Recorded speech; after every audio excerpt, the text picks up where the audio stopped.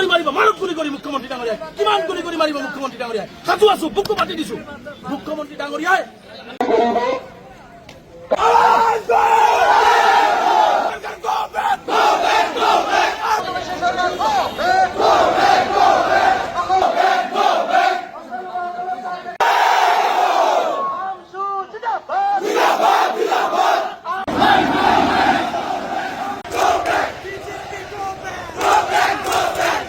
যি ধৰণে মানুহক গুলি কৰি মাৰি আছে যি ধৰণে আত্মহত্যা কৰাবলৈ বাধ্য কৰাইছে আজি গতিকে আমি আপোনালোকক আমি অনুৰোধ কৰিছো আপোনালোকে প্ৰশাসনৰ মানুহ আমি সহযোগিতা আপোনালোকক কৰিম আপোনালোকে আমাক যাব দিয়ক আমাৰ গণতান্ত্ৰিক আন্দোলন কৰিবলৈ দিয়ক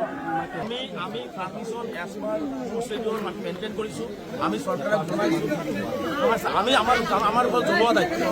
আমাৰ ওপৰত জনোৱা দায়িত্ব গতিকে আপোনালোকক আমি ৰিকুৱেষ্ট কৰিছোঁ আপোনালোকৰ মানুহ আমিও মানুহ যি ধৰণে আপোনালোকে চাইছে ল'ৰা ছোৱালী কেনেকৈ মাৰি আছে কেনেকৈ আপোনালোকে কেনেকৈ ল'ৰা ছোৱালীবিলাক নাখাই আছে গতিকে এইখিনি কথা আপোনালোকেও তাত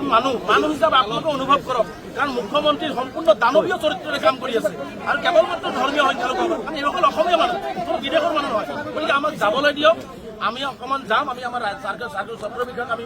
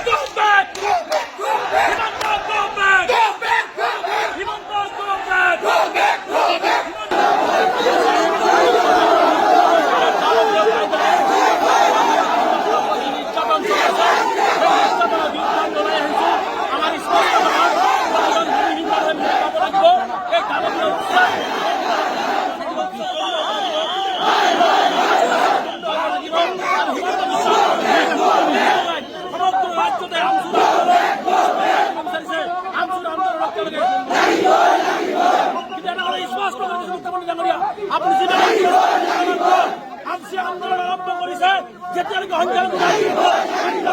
নহ'ব তেতিয়া ভয়াৱহ আন্দোলন চলি থাকিব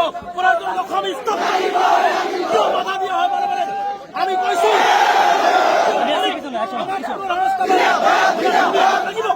তেনে ক্ষেত্ৰত হ'ব লাগিব